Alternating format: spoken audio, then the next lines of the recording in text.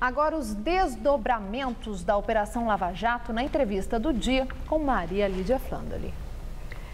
Uma vez exibida ao país a relação promíscua de empresas corruptoras com políticos corruptos, os ânimos se acirram, protestos expandem contra a presidente da República e se instala um clima de crise no Congresso Nacional. E para falar sobre a dimensão política, ética e legal dessas variáveis, hoje eu entrevisto o jurista Miguel Reale Júnior, professor titular sênior da Faculdade de Direito da Universidade de São Paulo. Obrigada, professor, por estar conosco. Eu quero começar exatamente pedindo ao senhor para falar sobre esses protestos que crescem contra a presidente Dilma, esse clamor de fora Dilma, isso que parece que vem se expandindo em diferentes cidades do país. Ontem mesmo nós tivemos um exemplo disso com o chamado panelaço, buzinaço, exatamente na hora do pronunciamento oficial. O que é que está acontecendo, professor? É uma ação golpista, como dizem os aliados da presidente Dilma, ou é ação que tem amparo legal? Maria Lídia, o instante é extremamente delicado, porque são movimentos espontâneos que surgem do desgaste da presidente. Desgaste esse que se acentuou depois das eleições. Depois das eleições, muitos fatos relacionados à Operação Lava Jato surgiram. A economia se complicou cada vez mais num processo de inflação e estagnação. Os fatos foram surgindo aos poucos, ao longo do tempo, desde a eleição até hoje, mostrando o envolvimento, a promiscuidade entre o poder executivo e o poder legislativo. Estes fatos vieram mais claramente à tona com a acusação, com o pedido de investigação do Procurador-Geral e a abertura dos documentos que se encontravam em sigilo. E assim pode-se ver que há um acúmulo de insatisfação e há indignação. Essa indignação é absolutamente crescente. Mas isso, a própria presidente disse hoje. Isso aí é gente que está querendo um terceiro turno. E no Brasil não existe isso, já acabou a eleição. É uma desculpa esfarrapada, desculpe a presidente, dizer que é um terceiro turno. Ninguém está querendo fazer, a população em geral não está pensando em terceiro turno, ela está indignada.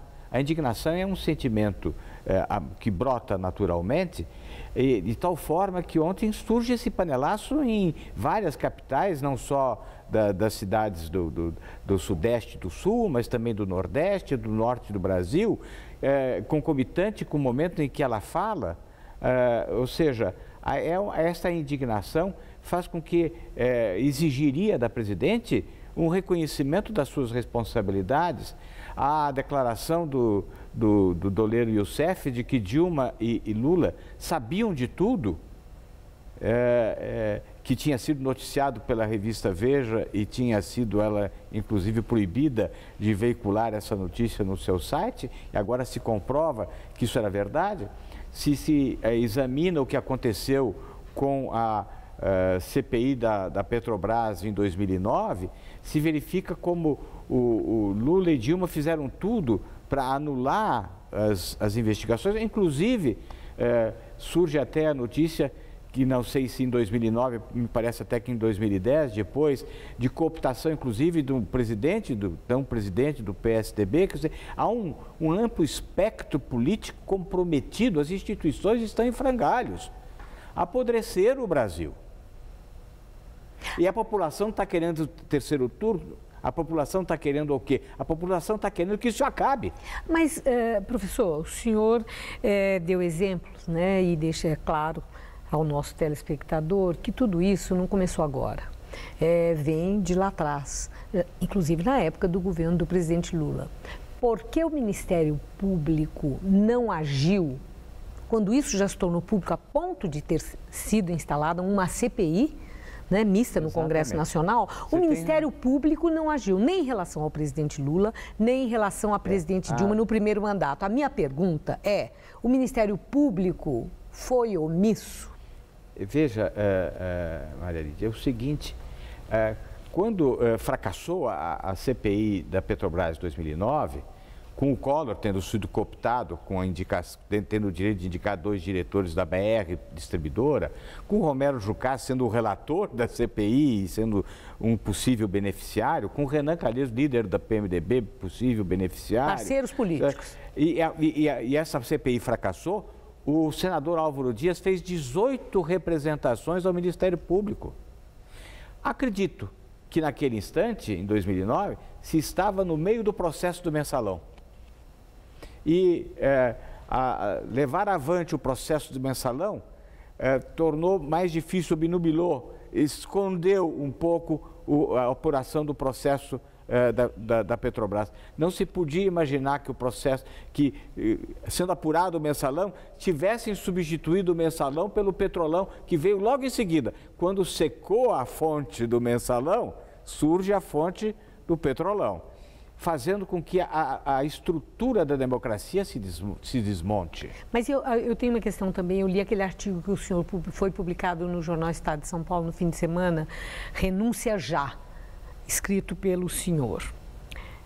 O senhor demonstra ali que vê a renúncia como a via em busca de um pacto sério para a reconstrução do país. Exato. Por que renúncia e não impeachment ou cassação, como pedem outros insatisfeitos? O problema é que o impeachment é um processo político-penal. Sendo um processo penal, ele tem amarras jurídicas, é necessário que os fatos que levem ao impeachment tenham ocorrido no decorrer do mandato da presidente. A presidente se fez algo que foi, quando ela sabia tudo em 2009 e assume a presidência da República, ela mantém a mesma diretoria da Petrobras. Com Paulo Roberto Costa, com Duque, mantém a mesma. Se ela sabia em 2009, ela sabia em 2011, manteve a mesma. Mas são fatos que ocorreram no primeiro mandato. E a pena do impeachment é a perda do mandato por atos praticados durante o mandato. Quer dizer, não cabe agora. Não cabe, a não ser que ela venha a praticar fatos entre janeiro e março. Então, juridicamente, é impossível.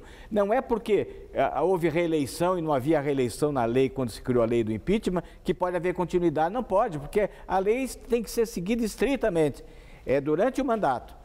Ela não pode ser processada por crime de responsabilidade por fatos praticados no mandato que já se esgotou.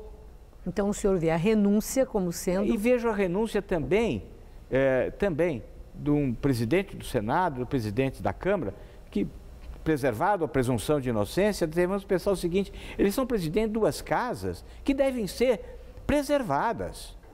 Senão fica sempre a desconfiança de que eles estão utilizando essa presidência das 2 casas do Congresso para se defenderem ou para prejudicar o país e o Executivo.